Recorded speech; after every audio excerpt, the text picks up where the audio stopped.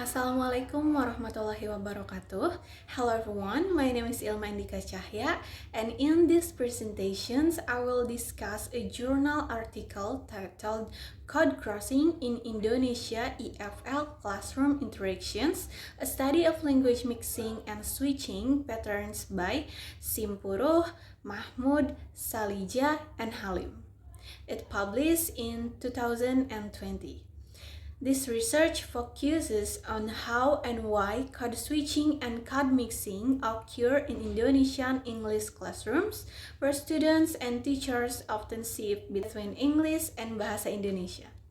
This topic is directly related to our course in Sociolinguistics, especially under the theme of language variations in multilingual settings. So in Indonesia, English is taught as a foreign language. That means both students and teachers mostly use English in structured academic settings, but outside class, they typically speak Indonesian or regional language. So naturally, in class, we see a lot of language mixing. Teachers might explain English concepts using Bahasa Indonesia, and students might answer in English but insert Indonesian words when they forget vocabulary. The researchers noticed that this kind of language switching is common but not well understood, so their goal was to analyze these switching behaviors and to find out what kinds of code switchings or code mixing happen, why do they happen, and what social and pedagogical functions do they serve? That's all. This research is important because it challenged traditional ideas about language learning. Often, switching between language in class is viewed negatively. It seems as a failure to stay in the target language, but this study argued that switching is not a failure. It's a smart strategic move that helps with learning and communications. This is also important for a sociolinguistic view because language choice reflects identity, relationships, and also power dynamics. So it's not just about translating words, it's about managing meaning and also interactions. And then for the methodology, the researchers use a qualitative method. They observe EFL classroom interactions and recorded naturally conversations between teachers and students. They use audio recordings and took notes during class sessions, and later applied discourse analysis to identify patterns of switchings and mixings.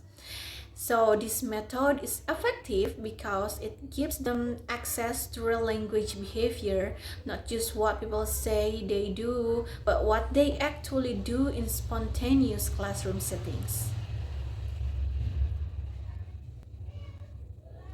And then next is for the key findings.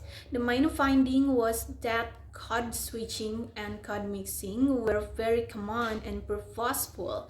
Teachers use Bahasa Indonesia when they need to explain difficult grammar, and then also when they need to give clear instructions, and when they translate unknown vocabulary for the students, and also to check understanding. And students, on the other hand, often mix language when they couldn't remember an English word or want to express emotion or humor. And what's important here, that language choice was not random. It was shaped by the speaker's goal, the relationship between participants, and also the classroom context. So, the study categorized the functions of switching into several types. First one is pedagogical, to simplify explanations and make sure that students is understand. And the second one, is affective to build rapport, create a relaxed atmosphere in class. And the third one is strategic to manage classroom interactions and maintain control. And the next is identity based to express familiarity, closeness, or social role.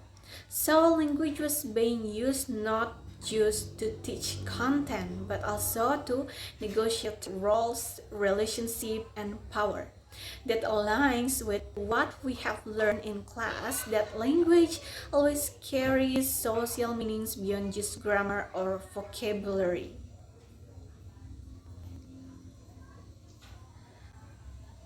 So, one strength of this study is its naturalistic data. The researchers didn't rely on interviews or questionnaires alone, they observed real language that makes the analysis authentic and grounded. Another strength is that they look at both teacher and students, so we get a more complete view of classroom's dynamics.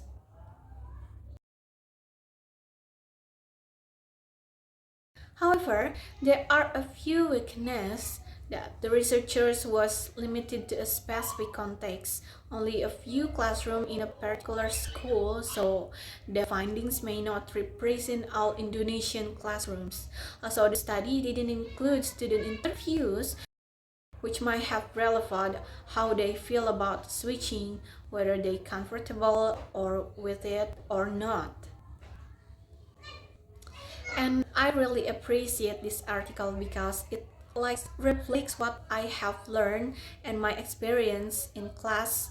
As a student, I have seen teachers code switching to help us understand difficult material, and honestly, it helps a lot. From a sociolinguistic perspective, this research shows us that language is not fixed or rigid, it's flexible, adaptive, and also reflects our social reality. And the study also made me realize that code switching is not like a failure, it's a natural part of being multilingual. It also links to our class discussions on language and identity because speakers are constantly shaping how they are seen through their language use. And this study opens many doors for future researchers. It will be useful to study how code switching works at university level or in online learning environments where interaction is different.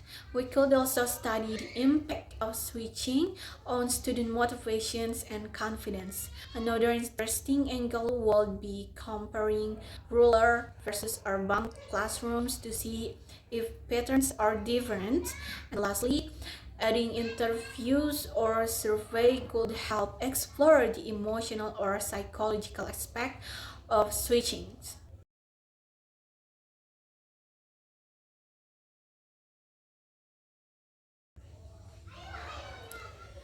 And lastly, to conclude, this study showed us that code switching and code mixing are not signs of confusing. They are really powerful tools for communicate and learning. In multilingual classrooms, switching is not only common but also necessary and meaningful. It helps bridge the gap between teacher and student, between knowledge and understanding, and this article contributes a lot to field of sociolinguistics by showing how language functions not only as a structure but also as a social actions. So that's all from me. Thank you very much for your attention.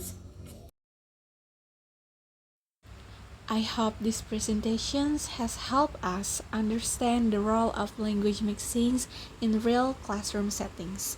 Thank you. Wassalamualaikum warahmatullahi wabarakatuh.